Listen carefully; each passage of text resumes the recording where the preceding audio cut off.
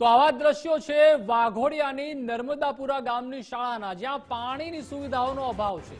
વાઘોડિયાની નર્મદાપુરા ગામની શાળાનો video viral થયો, જેમાં બાળકો દૂષિત પાણીમાં થાળી ધોતા હોવાનો વિડીયો સામે આવ્યો।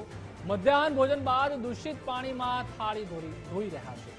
શાળામાં ધોરણ 1 થી 8ના 132 જેટલા બાળકો છે, અભ્યાસ કરે છે। શાળાના આચાર્ય દીપક મોદીએ નિવેદન આપ્યું કે પાણીની સ્કૂલમાં કોઈ વ્યવસ્થા નથી। એક બોર છે જે કેટલાય સમયથી બંધ છે। ધારાસભ્ય શિક્ષણ અધિકારીને રજૂઆત કરી છે, તાલુકા વિકાસ અધિકારીને પણ લેખિતમાં જાણકારી આપી છે, તેમ છતાં સ્થિતિ ઠેરની ઠેર છે।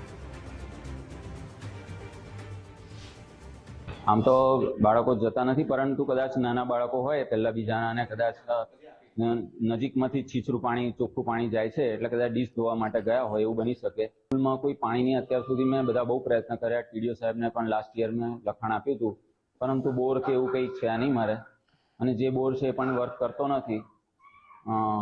અને અગાઉ પણ મેં રજૂઆત ઘણી બધી MLA ને બધાને શિક્ષણમાં પણ રજૂઆત કરી છે, ટીપીઓ સાહેબને પણ મેં રજૂઆત કરેલી છે, અને ટીડીઓ સાહેબનું તો મારી પાસે લેખિતમાં પણ મેં રજૂઆત કરેલી છે, અને એની મારી પાસે રિસીવ કોપી પણ છે।